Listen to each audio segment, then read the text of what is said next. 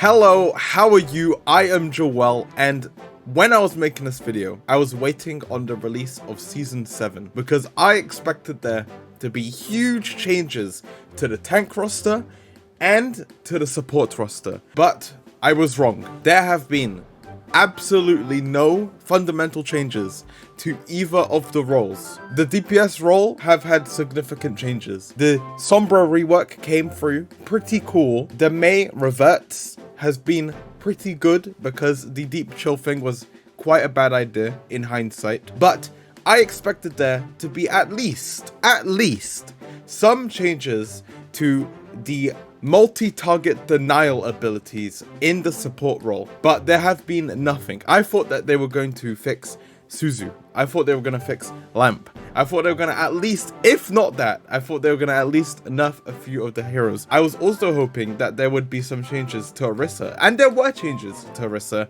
except it was the most useless change, because instead of allowing Orisa to be headshot and fortify, they just they downscaled Fortify's strength by 5%. But I'm not here to talk about the patch notes. I am here to talk about the worsening state of tanks in 5v5. I feel like the quality of games you get with tank has significantly downscaled. As in, the quality is just worse. It is just worse than it was before. And I think I have 3 fundamental reasons why this is the case. So without further ado, we will get started right now. So the first issue I would like to talk about is the rock, paper, scissors of the tank role. Now, I must say, this is very important, that the rock, paper, scissors or RPS has always existed as a factor in tank picks, always.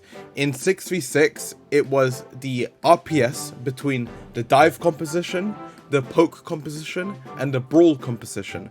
Each of those 3 compositions always played into each other, and the RPS between them was dive beats poke, poke beats brawl, etc. Now, this factor of the RPS has only worsened with the addition of 5v5, as the RPS aspect of the game has shifted away from the RPS of team compositions into the RPS of individual tanks. So in 5v5, RPS isn't specifically about composition.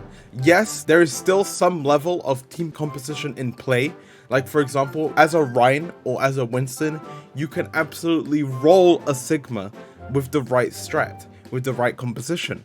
But there is an RPS within each composition now. So a Reinhardt can counter a Zarya, a Ram can counter a Ryan, a Orisa can counter a Ryan, or if you're going to dive, you can get countered by a D.Va if you're playing Winston. There is just more RPS within each of the compositions rather than a single RPS between each of the compositions. So why is this the case? Well, 2 tanks on a team in 6v6 meant that each tank could actually make up for the flaws of their counterpart.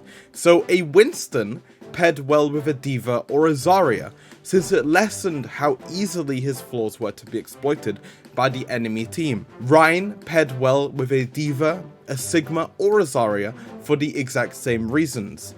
In Overwatch 2, with only 1 tank, there is absolutely nobody to lessen the flaws of the tank except for the support role. And so, despite this, individual tank picks as a way to counterpick other tanks is simply exaggerated.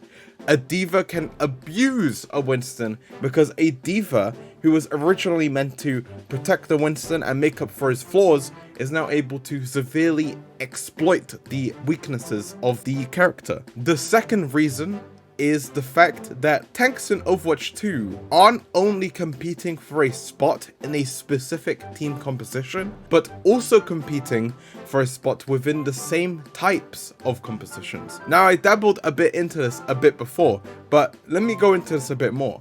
Orion is competing to be the brawl hero against heroes like Orisa, Junker Queen, Ramatra, and Zarya. A Winston is competing to be a dive hero against heroes like D.Va, Doomfist, and Ball.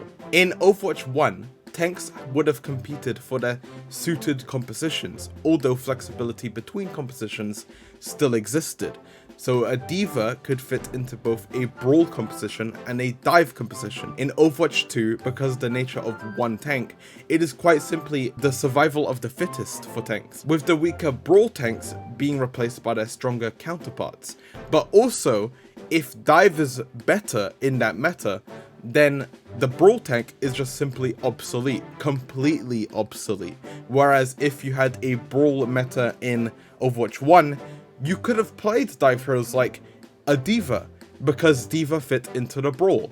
You don't get that anymore with Overwatch 2 because there's only one tank on the field. And so the one tank is going to be part of that one meta. All the other tanks are gone, no matter what. There is less flexibility in what you can choose as a tank player, in what you can achieve in a meta. Now, the final point, probably the most important point, is the fact that the problem of the replacement of tanks within specific compositions will only get worse with the addition of new tank heroes. Ramatra's addition meant the replacement of other brawl tanks, as when he was added, he was simply the best brawl tank. In Overwatch 1, Ramatra could have paired well with a Diva, Zarya, or even a Rein if he was added to the game at that point, allowing flexibility in the brawl style. This is not the case in Overwatch 2 anymore, as any new tank that is added is simply going to outshine the other heroes until they are nerfed down to their level.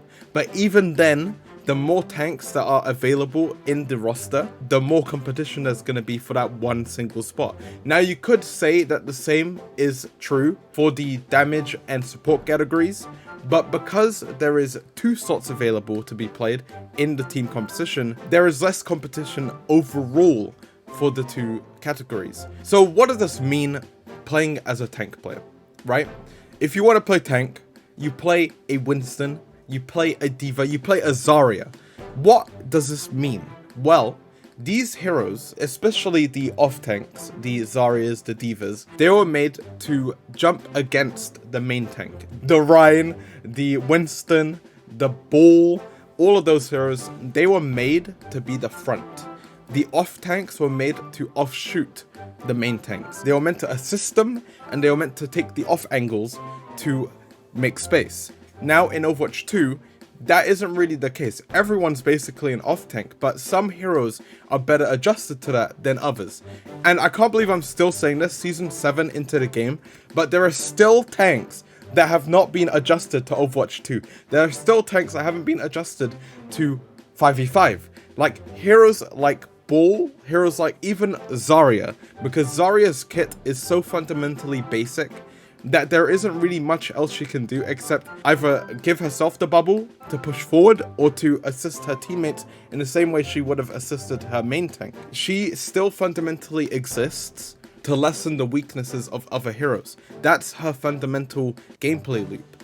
But in Overwatch 2, this obviously needs to be changed. She needs to be made more complex as a tank hero. She needs to be given stuff like Winston was given with his secondary fire. She needs to be given stuff like Reinhardt was given with his more nuanced charge. These things is what makes a tank more unique, more flexible. It removes their weaknesses in the design style itself rather than having the off tank take those weaknesses for them. So this is up to the balance team basically. Do you want to remove the weaknesses of tanks individually? Or do you want to go back to 6v6 and make it so an off tank can help the weaknesses of their main tank? It's up to them. I know what they're going to choose. They're going to choose the former. They're going to choose to buff the tanks, remove their weaknesses, etc, etc, just so that you can exist on the field. But, you know, that's not up to me. That's up to them. You know, if they want to do that, sure.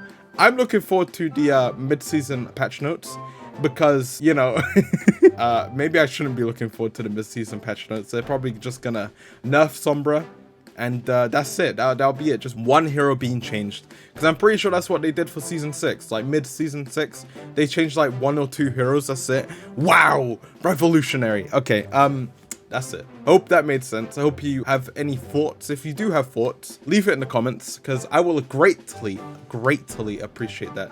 And yeah, I'll see you next time. Maybe I'll talk about supports a bit more, because I have a lot to say about supports, you know, about the multi-target denial abilities, all that stuff. I love them. I mean, maybe I don't, but that's it. Thanks for coming. I'll see you next time, and goodbye.